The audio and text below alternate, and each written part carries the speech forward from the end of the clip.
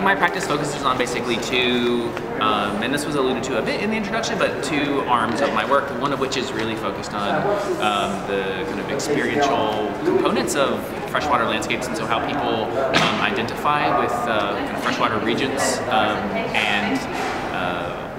and looking particularly at like shorelines within those freshwater regions, and so looking at big lake systems, and so that's where the Great Lakes work, and one arm of the work is focused. It's really looking at things that are quite artistic and experiential and ephemeral. It weighs heavily on kind of philosophical work, and then there is the other half of the work is this much more engineering focused, like almost esoteric kind of work. The really particular integration of landscape architecture and civil engineering, basically, and so the approach is really, my work really is two-headed, just to keep me sane, but also I find that the two complement each other really well. So I can find ways of, and there are overlaps certainly geographically at the moment between the two, looking at the sedimentary conditions of the basin, and then also looking at the perception of those coastal conditions.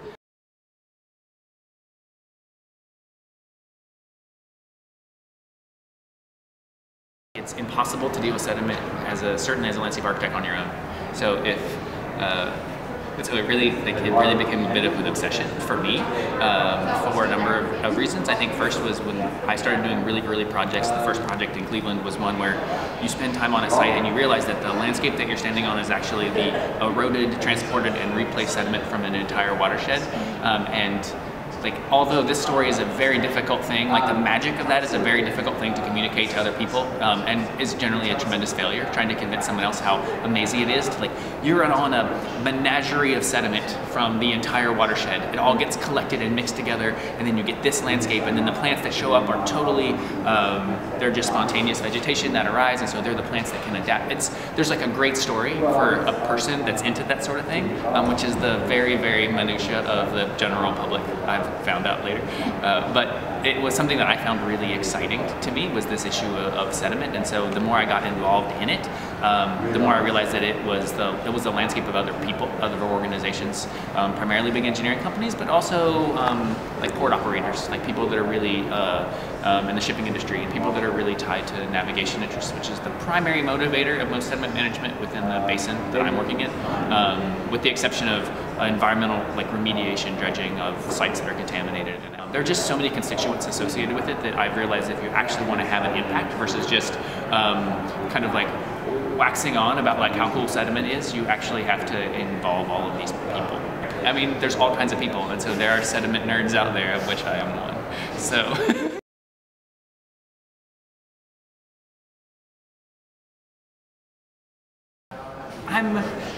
You know, it could be a total failure.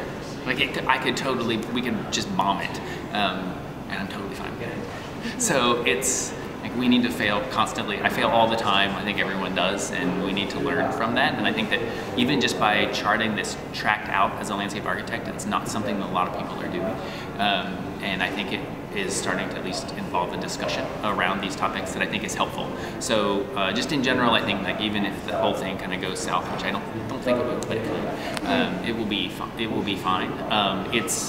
I'm super lucky. So I think we have a funder that is really interested in the role that landscape architecture plays. And that's really a case that we had to make though. So it's really us demonstrating value within this large process. We tied it directly, and it's about finding I think that the kind of topic that a funder is really interested in addressing, and so our funder is really interested in the ecological health of the basin, particularly water quality. And we can look at sediment management as like integrally tied to water quality, but the people that are managing sediment don't care about water quality. They're actually focused on other things. And so our job is trying to figure out how to like synthesize those two things together and do it by design, like iterations and modeling and that sort of thing. And again, like we aren't the authors. We'll never be the designers of any of it. We design shit constantly. All we're doing is designing and modeling and designing and modeling. But we know at the end of the day, like the places will not be designed by us. It will be this like super collaborative, like thick process but someone will own the drawing, and it will be the Army Corps of Engineers. Like the federal government will be the one that says like, we did this. and they'll do it. And all we can do is hope that one day when someone calls the Army Corps of Engineers and like, how did you get here? They're gonna be like, actually there were these like goofballs that were working with a bunch of engineers that like really just kept pounding and pounding and pounding on this project and helped us make it better. But at the end of the day, it's gonna be their project. And I think that goes to this moment where we just realize we need to step back a bit and realize that just because we aren't the author doesn't mean that we don't have huge impacts on things. Right? And I know that that doesn't always make money, and it's not easy, and it's easy for me to say, but I do think that for the benefit of collaboration, it makes the products of collaboration so much better. The more horizontal you can like set them up to be, where you can realize that the value of like the guy who just fishes for walleye along the breakwater and the Army Corps of Engineers like can become like kind of as equally informative to your process is, I don't know, it's like a good goal, at least for me.